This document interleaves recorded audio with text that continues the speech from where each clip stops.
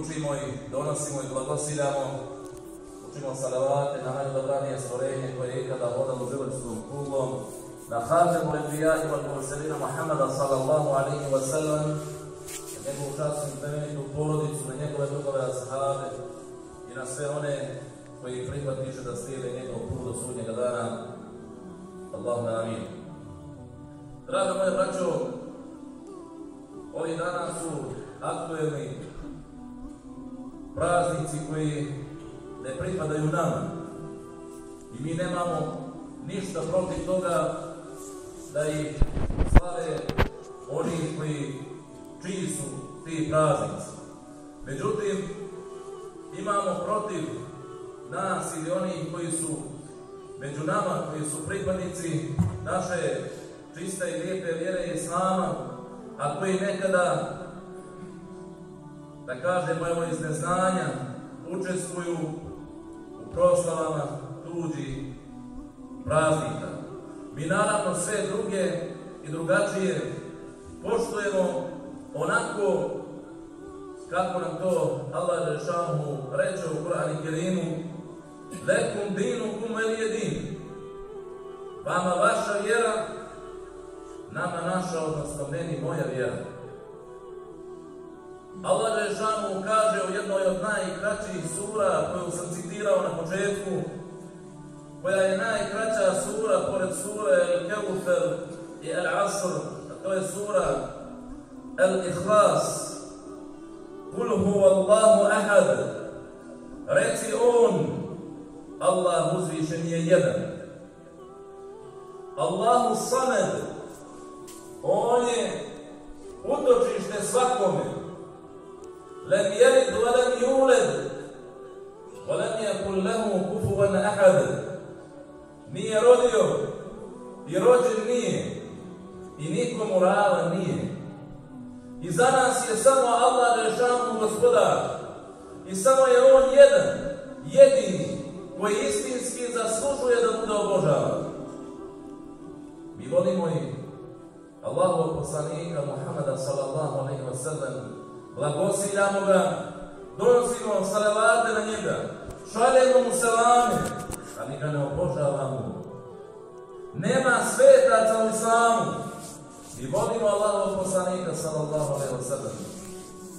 Nakon Allah Đelešanu najviše njega volimo, pa tek onda naše najdraže porodicu i tako dalje i tako dalje.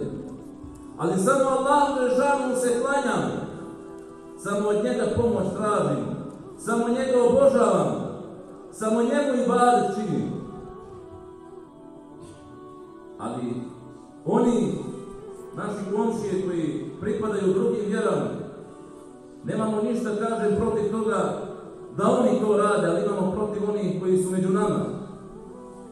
Jer kaže poslanik sallallahu alaihi wa sallam: men tešebbehe bi qavmin fehuva minhu. Onaj ko ponaša jedan narod, pripada tome narodu. Imamo mi naše blagdane, imamo Bajrame, imamo Ramazan i Šerif koji će, inša Allah, tada veoma brzo doći. I molim uzvišnog Allaha Đelešanu da nas poživi, da ga dočekamo. A koji dolazi za manje od 3 mjeseca. 1. aprila, inša Allah, tada bit će prva teravija. 2. aprila će biti prvi dan posta. Ali šta mi imamo sa Božićem? Šta imamo sa Novom godinom? Šta imamo sa Halloween ili sa onim što nazivaju noć vješnica i ostalim praznicima koji nemaju ama baš nikakve veze sa islamom? Mi za naše kažemo da su blagdani jer su ispunjeni raznim blagodatima i nema ništa prazno u njima, ali kažemo neka oni slave i njihove, mi imamo naše. Ali šta će neko ko ima muslimansko ime, šta će njemu jelka, šta će njemu učestvovanje u praznicima koji ne pripadaju nama?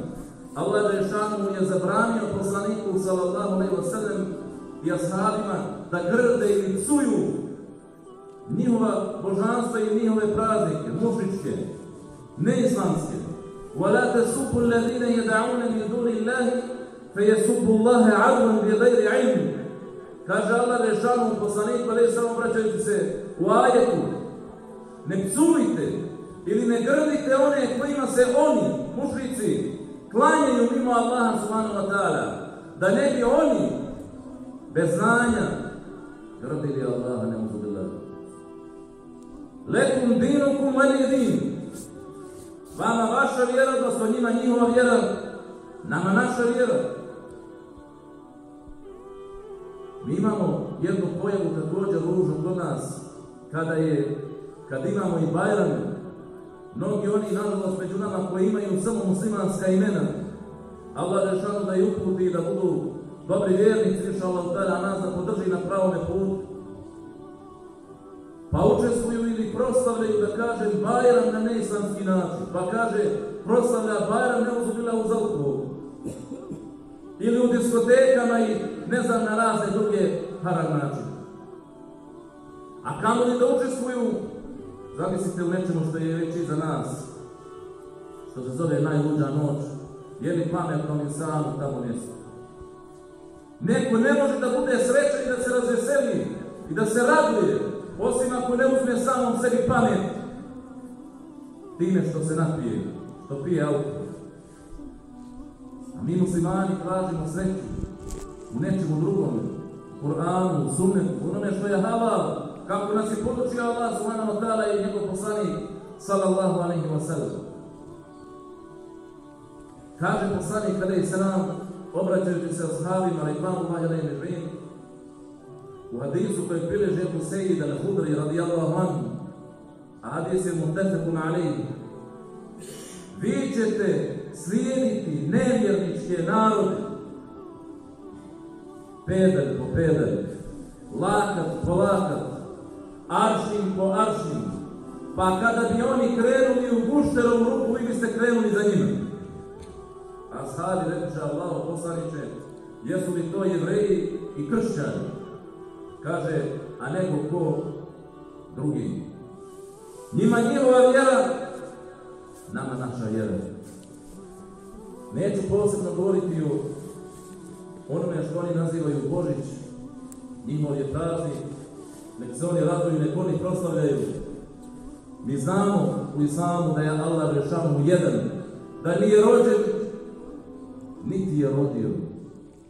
A podsjetit ću vas samo na jednu raspravu koja je vama dobro poznata, jednog poznatog islamskog učenjaka, imama Bakilanija, kada su ga pozvali neki sveštenici da bi ga ponizili na raspravu, da raspravljaju o tome koliko ima neuzubila bogova.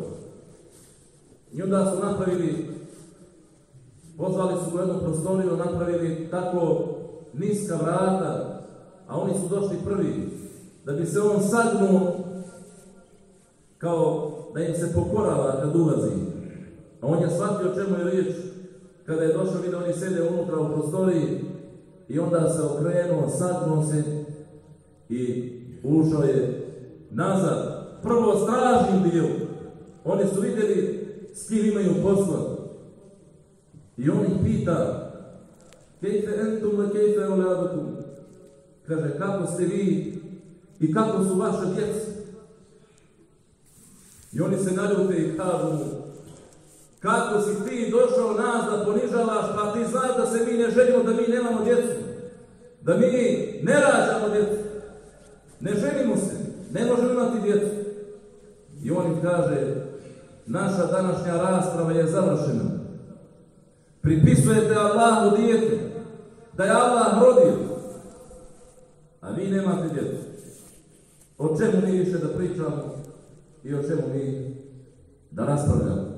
Šta će jelke u muslimanskim porodicama? Alhamdulillah, ove godine puno manje bilo i vatrometa nego prošli, ali bilo je opet radilo u našem gradu.